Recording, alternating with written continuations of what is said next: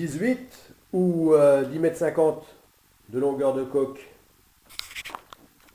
Eh bien, comme tu le sais déjà, si tu as vu la vidéo précédente, eh bien, la réponse définitive est 10 mètres.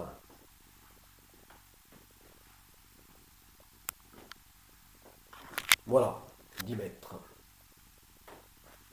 10 mètres tout rond.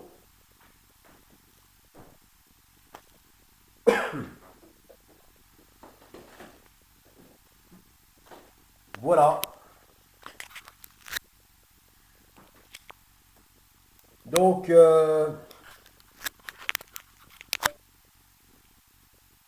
as vu le fond plat du dériveur intégral, donc de 18 mètres, hein, le Chatham 60. Et ici, eh bien, tu vois le fond plat du 10 mètres. Voilà, du 10 mètres. Voilà, donc avec ici la fente donc du puits de dérive.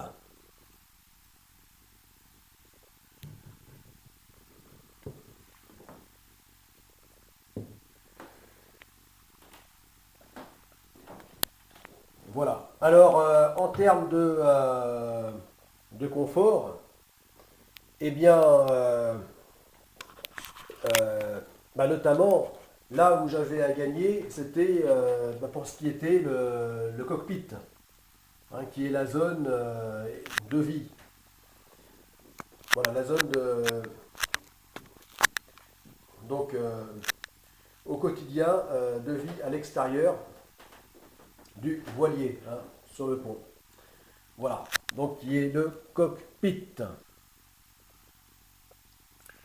Donc qui est aussi le lieu de manœuvre. De manœuvre quotidienne. Et le lieu de vie.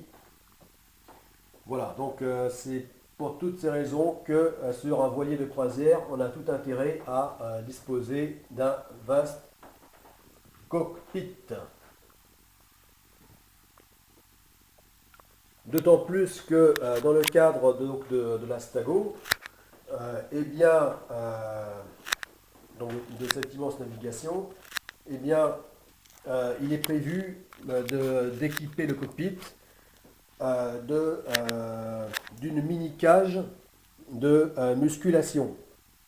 Enfin, un mini spot, on va dire, de musculation. De street workout. Donc on peut dire d'une mini salle de muscles embarqués. Voilà. Et évidemment, eh bien, ceci représente pas mal d'encombrement dans le cockpit. Et donc, eh bien, de ce fait, on a intérêt évidemment à ce qu'il soit plus grand. Voilà, donc sur le 10 mètres, évidemment, je vais avoir beaucoup plus de, de difficultés à pouvoir l'installer. Voilà. Parce que là, on voit ici donc la personne, hein, de 1,85 m à l'échelle de ces deux maquettes qui sont au 1/20. Hein. Et voilà, on voit que là,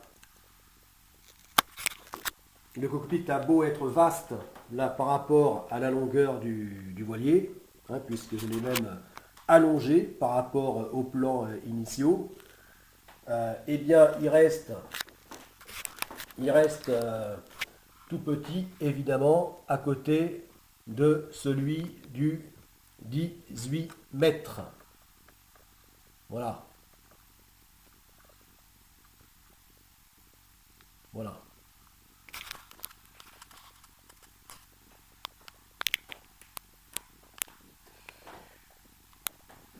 Bon, et donc, en plus de ces problèmes donc d'ergonomie, eh bien, il y a aussi le problème de poids. Voilà, c'est que l'incidence de poids sera évidemment plus important donc sur le 10 mètres que sur le 18 mètres.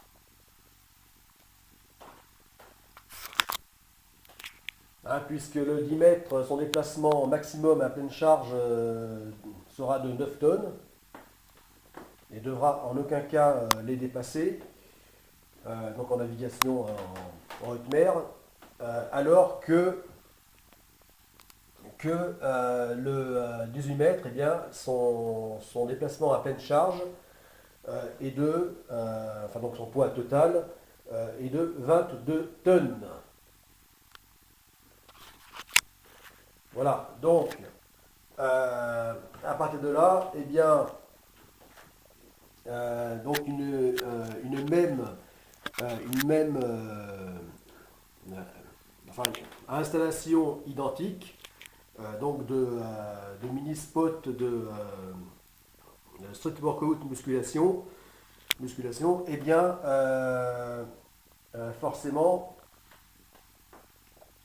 donc aura un poids plus important donc sur le 10 mètres, enfin dont l'impact sera plus important sur le 10 mètres que sur le 18 mètres. Voilà, ce qui est pas enfin ce qui est un inconvénient d'autant plus important que là il s'agit de dériveurs intégraux. Voilà, donc des voiliers qui ont le centre de gravité moins bas que les quillards. Voilà, donc raison également pour lesquelles, raison pour laquelle eh bien, il est dommage que je n'ai pas pu passer donc, à la construction du plus grand modèle de la gamme, donc le Chatham 60, Chatham Extreme 60.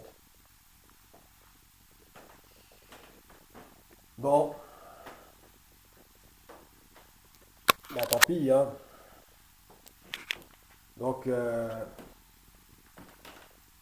je continue donc à construire donc le Chatham Extreme 330 bah, comme je l'ai commencé. Il y a déjà longtemps, hein, très longtemps, hein, même puisque ça remonte à 2005.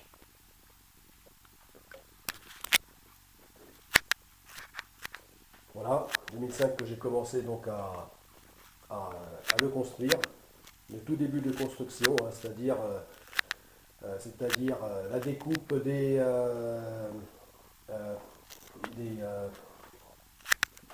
éléments de structure hein, de la coque. Et assemblage.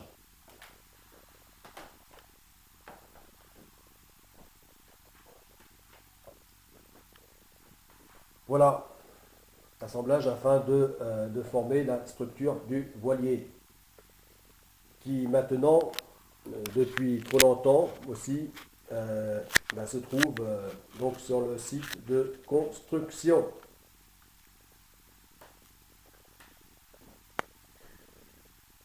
Et qui n'attend donc plus que la réception donc des tôles pour former la coque.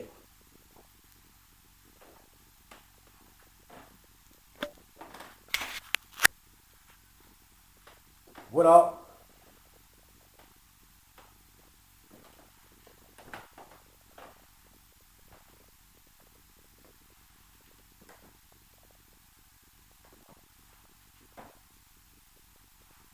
Donc la réponse est claire, hein.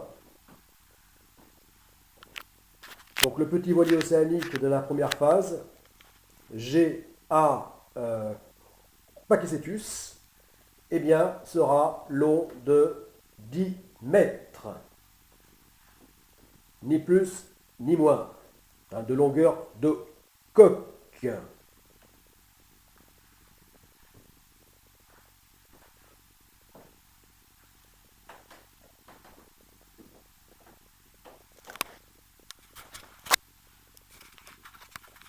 Voilà. Voilà les supporters et amis du projet Godesarc.